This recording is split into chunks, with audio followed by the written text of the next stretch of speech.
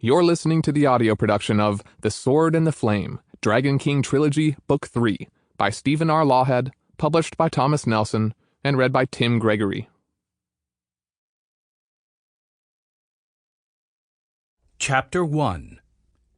The hunched figure toiled up the winding trail, leaning heavily upon his long crooked staff, stopping frequently to rest and to look down upon the placid lowlands, gazing toward the west in the direction of Ascalon.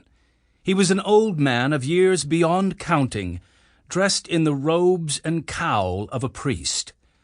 The hood threw a dark shadow across his features, and though the day was hot and the sun bright, he did not uncover his head, but went on his way, wrapped head to toe. Seen from a distance, he might have been a black beetle scrabbling up a hillock, bearing the weight of his burdensome shell. When he reached the summit of the plateau, he sat down on a rock beneath an ancient wind-worn tree that threw its sparse, gnarled branches over the road. Many a pilgrim had sat there upon that rock to offer up a prayer to the gods for a fortuitous oracle. But this traveler was no pilgrim, and offered no prayers. Instead, he sat, and with narrowed eyes gazed out over the countryside. The air sang with bird song and shimmered as the heat rose in waves from the land. In the misty blue distance, his sharp eagle's vision could see the dark green line of Pelgrin Forest, lying like a vast green sea away to the west.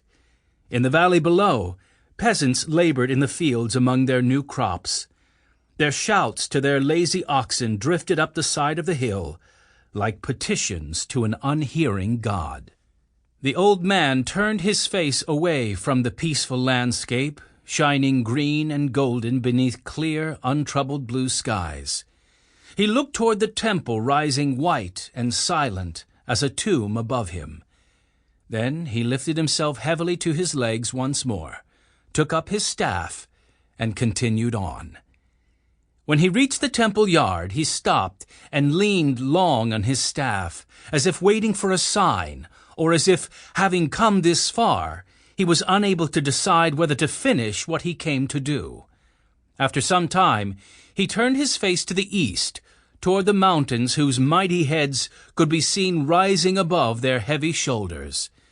There, above the far peaks, he saw dark clouds assembling and moving westward on the wind.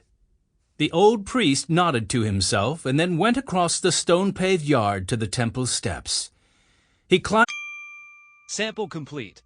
Ready to continue?